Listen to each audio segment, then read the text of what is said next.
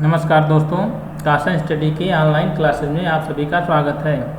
जैसा कि आप लोग जानते हैं कि हमारे यूट्यूब चैनल द्वारा कासन स्टडी द्वारा यूपीपीसीएल TG2 की तैयारी कराई जा रही है, जिसके अच्छे वीडियो आपको मिल रहे हैं। आप लोग थोड़ा सा सहयोग करिए, हमारे चैनल को लाइक करिए, शेयर करिए, सब्सक्राइब करिए। इससे हमारा मनोबल बढ़ता रहेगा और हम आपको अच्छे कंटेंट देते रहेंगे। तो कल हमने आपके क्लास में बताया था ट्रांसफार्मर से चल रहा है। तो ट्रांसफार्मर कल हम बताए थे, आदर्श ट्रांसफार्मर क्या होता है। इसके बाद में नो लोड ऑपरेशन बताए थे। तो इसी क्रम में हम आगे बढ़ेंगे। नो लोड ऑपरेशन में बताए थे आपको बहुत अच्छी बातें बताई थी, मतलब बहुत अच्छे ऑप्शन वाले क्वेश्चन, ऑप्शनल क्वेश्चन के बारे में बता दिया था हमने कि कैसे आते हैं, मतलब कैसे क्या होता है, नो लोड धारा कितनी होती है, ये सब बता दिया था। तो हम आज चलते हैं, ज़्यादा देर नहीं करेंगे क्योंकि आप लोग वो वीडियो देख लीजिएगा पिछले क्लास वाली। उसी से आगे आज हम चलेंगे, ट्रांसफार्मेशन रेशियो बताएंगे आपको। क्या बताएंगे? Transformation ratio. ट्रांसफार्मेशन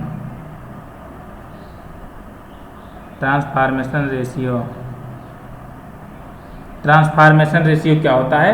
ट्रांसफार्मेशन, ये ट्रांसफार्मर का जो वो विद्युत वाहक बल का समीकरण होता है, उसी में जो जितनी क्वांटिटी होती है, विद्युत वाहक बल आपका हो गया, वोल्टेज हो गया, धारा हो गई और कुंडली नंबर ऑफ कॉइल हो गई, तो इन सब में हम रिलेशन बताएंगे। इसी को ट्रांसफार्मेशन रेशियो, एक रेशियो रखेंगे और एक रेशियो अनुपात होगा आपका ये। तो इसी को ट्रांसफार्मेशन रेशियो कहते हैं। जैसे कि हमने बताया था, यहाँ पर हमने लिखवाया था कि E1 बराबर 4.44 Fn1 m, चूँकि और E2 बराबर हमने बताया था 4.44 Fn1 m, चूँकि फाई प्रोपोर्शनल टू I होता है। विद्युत धारा जब प्रवाहित होती है ट्रांसफार्मर कोर में, तभी फ्लक्स उत्पन्न होता है। जब फ्लक्स उत्पन्न होता है तो विद्युत वाहक बल जनरेट होता है। तो फाई की जगह हम आई भी लिख सकते हैं। तो ट्रांसफार्मेशन रेशियो आपका बनेगा, इसे हम ए से डिनोट करेंगे। ये आपका हो जाएगा E1 E2 बराबर N1/N2 अब I2/I1। ये I1 और I2 उल्टा होता है, ये I1 I2 उल्टा होता है। तो इसलिए ये आपका किसके लिए? न्यूमेरिकल के लिए हो जाएगा। किसके लिए? न्यूमेरिकल के लिए होता है। न्यूमेरिकल इससे हल होगा। और कभी कभी एग्जाम में जो आता है वो आपका ये देता है A बराबर E2/E1 बराबर N2/N1 बराबर I1/I2। ये एग्ज़ाम में देता है। तो एग्ज़ाम में यही दे देगा, मतलब 4 ऑप्शन दे देंगे अलग अलग, एक में यही वाला रहेगा, तो यही वाला देखकर आप सही टिक लगा दीजिएगा। ये कई बार पूछा गया है एग्ज़ाम में आपके यूपीपीसीएल वाले में, तो इसलिए हमने इसको करा दिया है। अब आपको केवल देखना भर है बस, इसके बाद में याद हो जाएगा। 2-3 बार देख लेंगे, बस याद हो जाएगा। तो हमारी वीडियो की लाइक करिए, शेयर करिए, सब्सक्राइब करिए। इसके बाद में करते रहिए।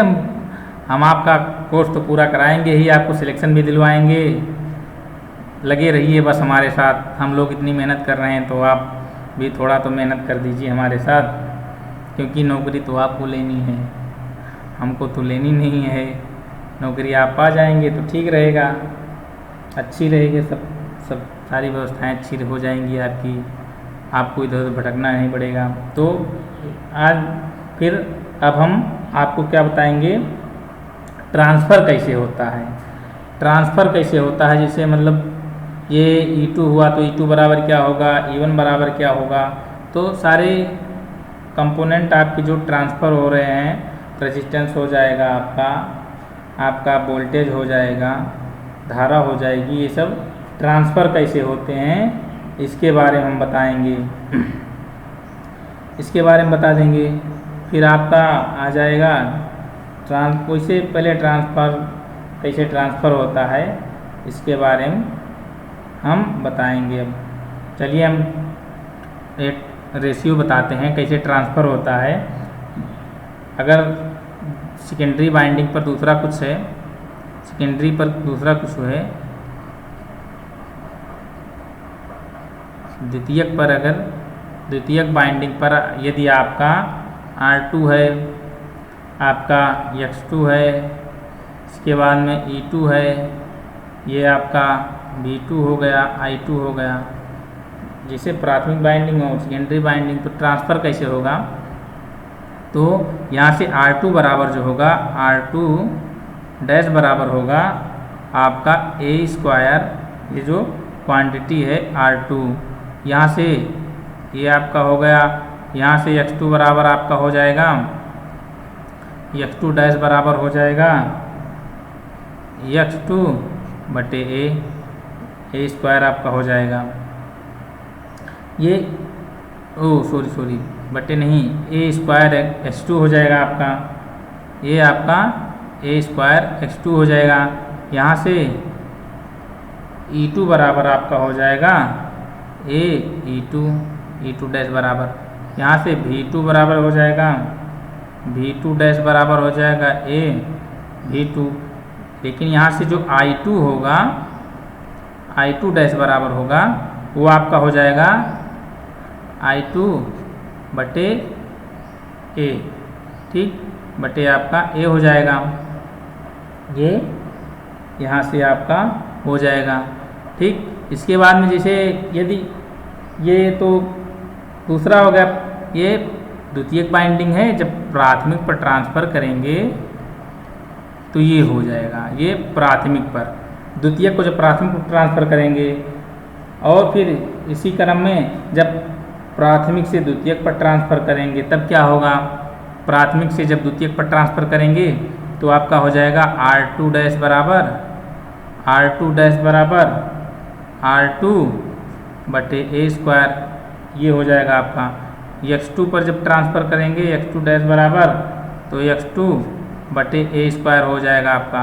ये आपका हम प्राथमिक से सेकेंडरी पर फिर से द्वितीयक पर ट्रांसफ़र कर रहे हैं, द्वितीयक पर अगर ट्रांसफ़र करेंगे तब ये होगा। इसके बाद में ये आपका हो जाएगा E2 डैश बराबर E2 बटे A हो जाएगा। यहाँ से V2 डैश बराबर आपका हो जाएगा V2 बटे A। यहाँ से I2 जो होगा, ये I2 डैश जो होगा वो आपका हो जाएगा AI2। ये सब बहुत ही इम्पोर्टेंट हैं आपके, ठीक। ये इस पर सवाल पूछे जाते हैं। अभी हम एक एग्जाम्पल लेकर बताते हैं आपको कि कैसे ये होता है, ठीक। तो हम एग्जाम्पल ले रहे हैं, देखते हैं, आप लोग भी ध्यान दीजिएगा। एग्जाम्पल हम ले रहे हैं आपका, तब अब देखते हैं एग्जाम्पल में। यदि एक ट्रांसफार्मर पर सेकेंडरी रेजिस्टेंस 5 ओम है, एग्जाम्पल आपका लेते हैं, यदि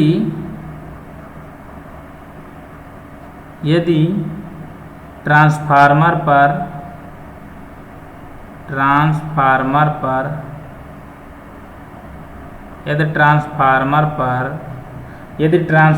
पर सेकेंडरी रेजिस्टेंस द्वितीयक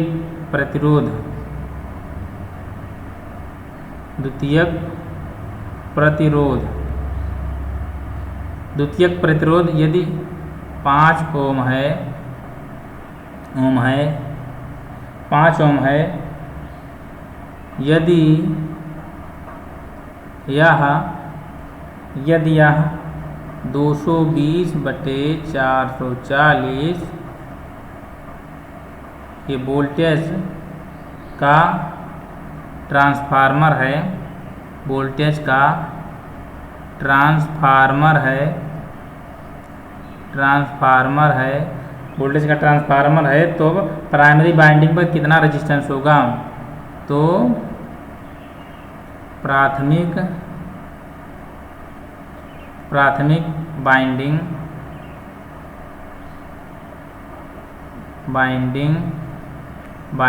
पर कितना प्रतिरोध, कितना रेजिस्टेंस प्रतिरोध होगा। तो देखिए इसी प्रकार से क्वेश्चन आपका आएगा एग्जाम में, और एकदम कुछ करना नहीं है, बस केवल आपको फार्मूले पर रख देना है। ठीक, फार्मूले पर जैसे रखेंगे आपका आंसर तुरंत मिल जाएगा, बस केवल गलती ना करें बस। इसमें आप देखते हैं, जैसे आप देखेंगे तो ए बराबर आपका दिया है क्या, रेशियो जो दिया है 220/440, आपका आ जाएगा 1/2। तब यहाँ से R2 बराबर निकालेंगे। R2 बराबर अभी हमने किया है R2 डैश बराबर A² R2, ये किया है हमने।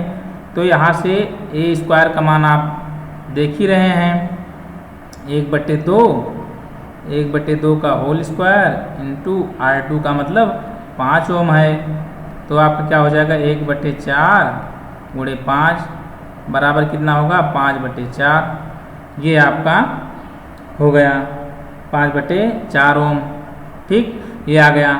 लेकिन यदि अगर हम दूसरे बिट से करें, सेकेंडरी से प्राइमरी ट्रांसफर करेंगे, तो आपका रेशियो जो बनेगा, ये रेशियो जो बनेगा, अनुपात जो है, ये आपका अनुपात बन जाएगा A बराबर 440, ये सेकेंडरी वाले पर, ये प्राथमिक पर है। तो आपका क्या हो जाएगा 2 आ जाएगा।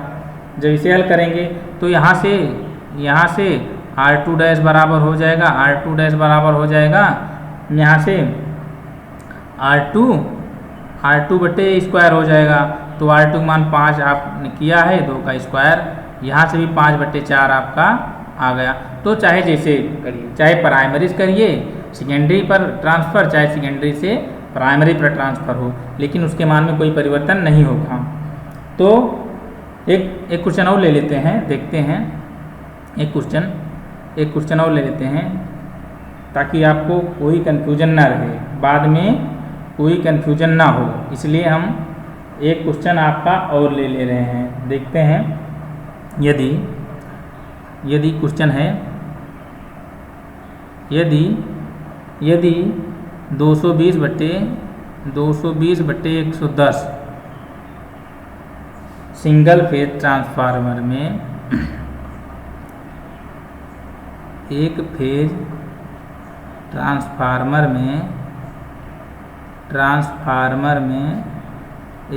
ट्रांसफार्मर में प्राथमिक बाइंडिंग का प्रतिरोध, मतलब प्राथमिक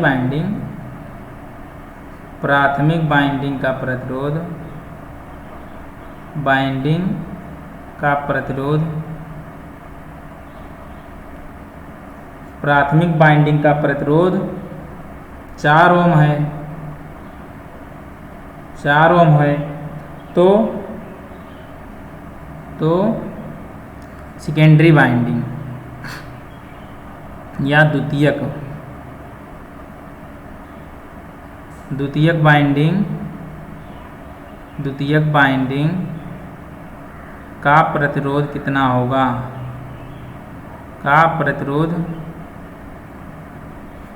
होगा, ठीक। तो यहाँ से आपका ये दूसरा सवाल है, दूसरा प्रैक्टिस आप लोग कर लीजिएगा ताकि एग्ज़ाम में आए तो फिर परेशानी ना हो। और हमारे चैनल को लाइक करिए, शेयर करिए, सब्सक्राइब करते रहिए और हमारा मनोबल बढ़ाइए आप लोग भाई, तभी सब सही रहेगा। क्योंकि हम लोग बड़ी मेहनत करते हैं, कंटेंट ढूंढते हैं। ठीक है, चलते हैं, देखते हैं। यहाँ से आपका ट्रांसफॉर्मेशन रेशियो जो अनुपात होगा, ये बराबर आपका आ जाएगा यहाँ से 220 बटे 110 आपका 2 आ गया। ठीक, तो यहाँ से R2 पूछा है, R2 डैश, तो यहाँ से R1 बटे ए स्क्वायर आप कर देंगे। ठीक, तो R1 का मान कितना है 4 ओम है, बटे ए स्क्वायर 2 का स्क्वायर आप कर देंगे, 4 बटे 4 बराबर 1 ओम आपका आ जाएगा, 1 ओम। बस यही सवाल था आपका। इसके बाद में अब हम इसके पिछले वाली क्लास में हमने पढ़ाया था ट्रांसफार्मर में लॉस मतलब हानियाँ क्या हैं, हानियों के बारे में हमने बताया था। तो हम ट्रांसफार्मर हानियाँ पढ़ेंगे, ट्रांसफार्मर क्या क्या हानियाँ होती हैं। तो ट्रांसफार्मर में लॉसेस, ट्रांसफार्मर में लॉसेस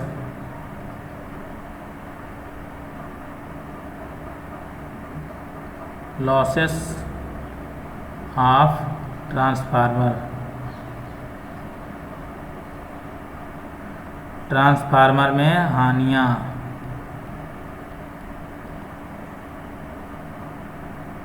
ट्रांसफार्मर में हानियाँ। तो ट्रांसफार्मर में हानियाँ क्या क्या होती हैं ये हम चल रहे हैं अब डिस्कस करने, कौन कौन सी हानि है।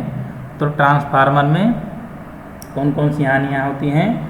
नंबर 1 होता है, क्या होता है आपका आ जाएगा नंबर 1 स्थिर हानियाँ या आयरन हानियाँ जिसे कहते हैं, स्थिर हानियाँ या कोर हानि। क्या होती है कोर हानि। अब कोर हानि आपका 2 प्रकार से होता है, कौन कौन। कोर हानि आपका 2, इसे आयरन लॉस भी कहते हैं, स्थिर हानि भी कहते हैं, आयरन लॉस या स्थिर हानियाँ, स्थिर हानि, ये सब इसके नाम हैं। तो ये 2 प्रकार की होती हैं। पहली क्या होती है AD current loss, AD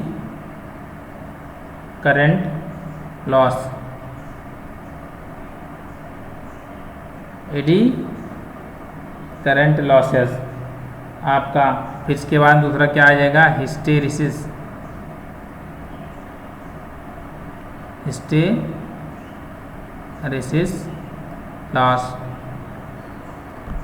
AD current loss और हिस्टेरिसिस लॉस। तो इन दोनों के बारे में हम लोग पढ़ेंगे आज।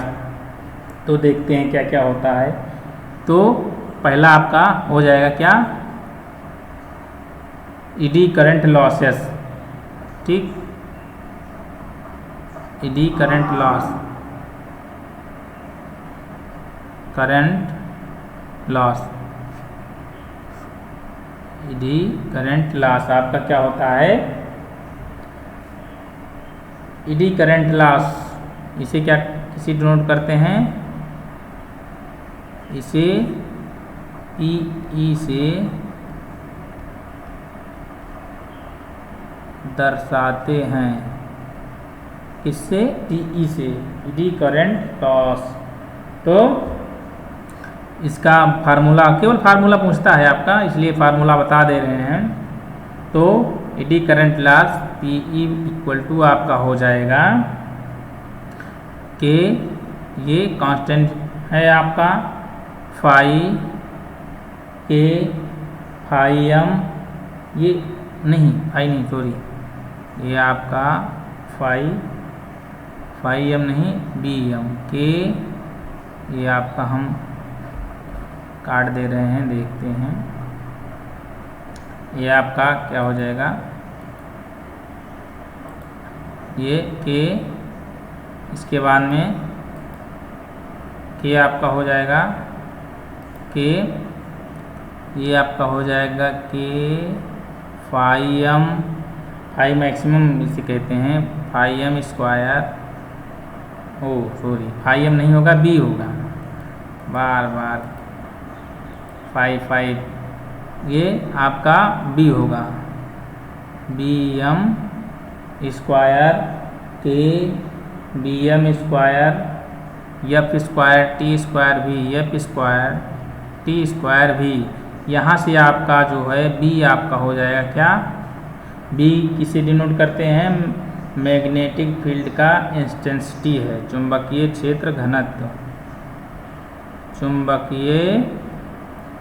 चुंबकीय क्षेत्र का घनत्व, चुंबकीय क्षेत्र का घनत्व, ये चुंबकीय क्षेत्र का घनत्व आपका एफ हो जाएगा आवृत्ति, क्या हो जाएगा आवृत्ति, आवृत्ति हो जाएगा एफ आपका आवृत्ति हो जाएगा, भी आपका हो जाएगा आयतन वॉल्यूम आयतन। इसके बाद में आपका टी बचा, जो टी है ये लेमिनेशन की मोटाई है, थिकनेस ऑफ लेमिनेशन, लेमिनेशन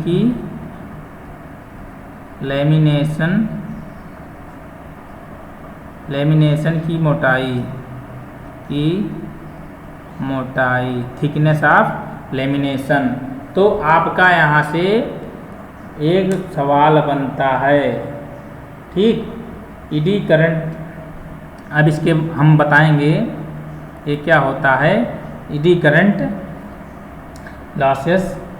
तो ईडी करंट लॉस जो है, eddy current loss, eddy current loss कम करने के लिए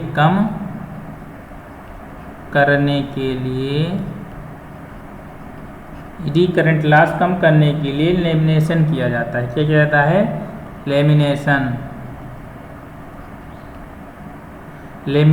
किया जाता है, क्या लेमिनेशन किया जाता है, बाइंडिंग का लेमिनेशन, एडी करंट लॉस करने के लिए ट्रांसफार्मर में लेमिनेशन किया जाता है,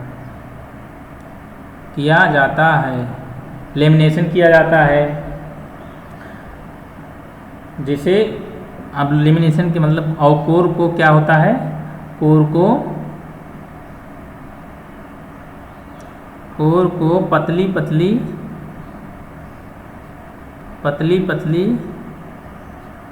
स्ट्रिप्स माने पत्तियाँ, पतली पत्तियों में, पतली पत्तियों का स्ट्रिप्स का बनाया जाता है। जैसे ये ट्रांसफार्मर हो गया आपका, तो यहाँ पर पतली पट्टियाँ लगी होती हैं, बहुत पतली, ये पतली पट्टियाँ लगी होती हैं आपकी, बहुत पतली, बहुत ढेर सारी होती हैं, एक में ऐसे असेंबल करके, जैसे यू आकार का आता है, इसके बाद टी आकार का आता है, ई आकार का आता है, आई आकार का ऐसे आता है, पतली पट्टियाँ होती हैं, ये ऐसे बनी होती हैं, ऐसे, तो ऐसे पतली पट्टियाँ होती हैं, उसी को एक के ऊपर एक रखते हुए असेंबल करते हुए चले जाते हैं। तो ईडी करंट लॉस कम करने के लिए क्या होते हैं, पतली पट्टियों को बनाए जाते हैं, पतली स्ट्रिप्स होती हैं, जिन्हें आपस में रख कर बना दिया जाता है। इसके बाद में P proportional to F square, क्योंकि ये आवृत्ति के समानुपाती होता है। इसके बाद में अब हम आपको पढ़ाएंगे हिस्टेरिसिस लॉस। दूसरा क्या आपका आ जाएगा, हिस्टेरिसिस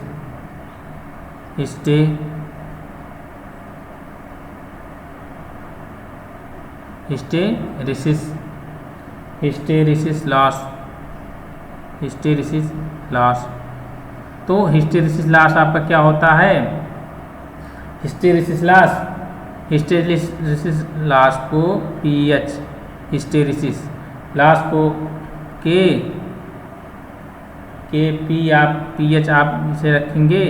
इसके बाद में bm की पावर 1.6 इंटू एफ इंटू भी, यहाँ से आपका एफ आ जाएगा आवृत्ति फ्रीक्वेंसी, भी आपका आ जाएगा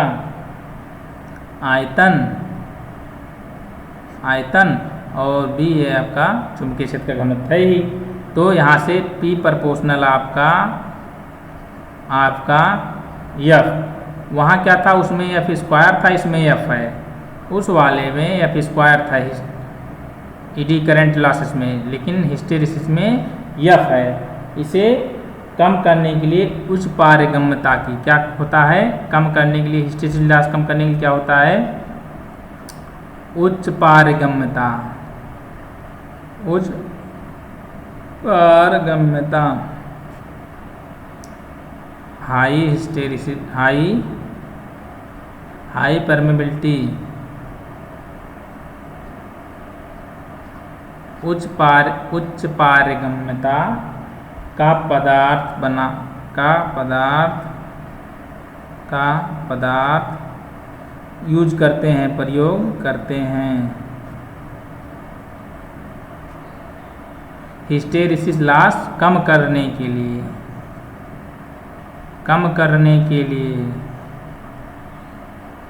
क्या होता है, कम करने के लिए उच्च पारगम्यता का पदार्थ प्रयोग करते हैं। और किसका बनाते हैं, इसलिए किसकी पारगम्यता ज़्यादा होती है, सिलिकॉन स्टील। क्या, सिलिकॉन स्टील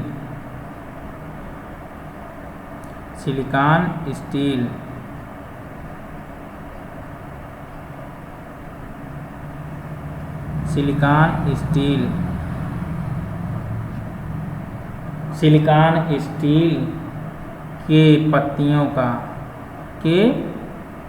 पत्तियों का बनाते हैं, किसका, के पत्तियों का